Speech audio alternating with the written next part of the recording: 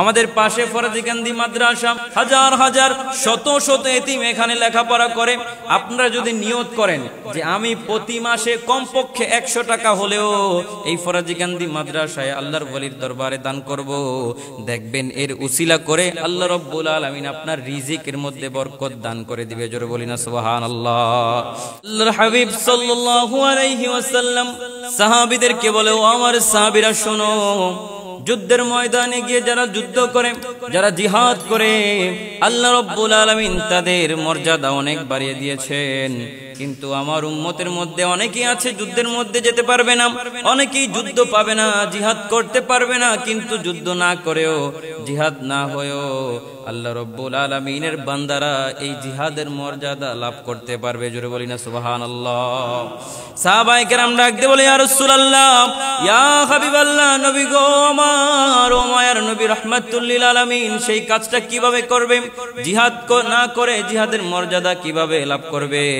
আল্লাহর নবী ডাক দিয়া বলে, ও আমার সাহাবীরা শোনো, আমার উম্মতেরা যে যেই কাজ করে আল্লাহ রাব্বুল আলামিন তাদেরকে যেই রিজিক দান করেছে, আল্লাহ রাব্বুল আলামিন তাদেরকে যেই নিয়ামত দান করেছে, টাকা পয়সা অর্থ করে যেই রিজিক দান করেছে, কোন উম্মত যদি, কোন বান্দা যদি তার রিজিকের থেকে কিছু একটা অংশ আল্লাহ রাব্বুল আলামিনের হাবিবের মাদ্রাসা, এতিমখানা বা গরিব দুঃখীদেরকে দান করে, অথবা বিধবা, অথবা আল্লাহ রাব্বুল আলামিনের বান্দা যারা অসুস্থ আছে, অসহায় আছে, তাদেরকে তাদের রিজিকের থেকে কিছু অংশ যদি তাদেরকে দান করে, গরিব মিসকিনকে দান করে, আল্লাহর হাবিব জানিয়ে দিলেন, আমার সাহাবীরা শোনো, এই দান করার কারণে আল্লাহ রাব্বুল আলামিন ওই সমস্ত বান্দাদেরকে জিহাদের মর্যাদা দান করবে। জোরে বলি না সুবহানাল্লাহ।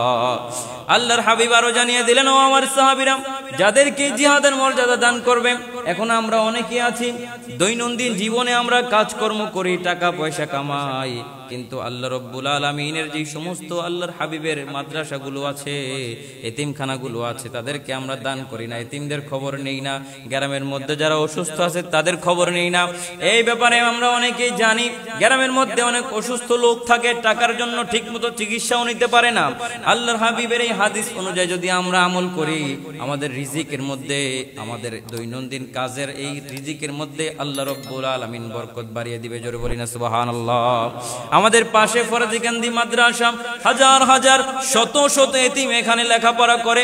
আপনারা যদি নিয়ত করেন যে আমি প্রতি মাসে কমপক্ষে 100 টাকা হলেও এই ফরাজিকান্দি মাদ্রাসায় আল্লাহর ওলির দরবারে দান করব, দেখবেন এর উসিলা করে আল্লাহ রাব্বুল আলামিন আপনার রিজিকের মধ্যে বরকত দান করে দিবে। জোরে বলি না সুবহানাল্লাহ।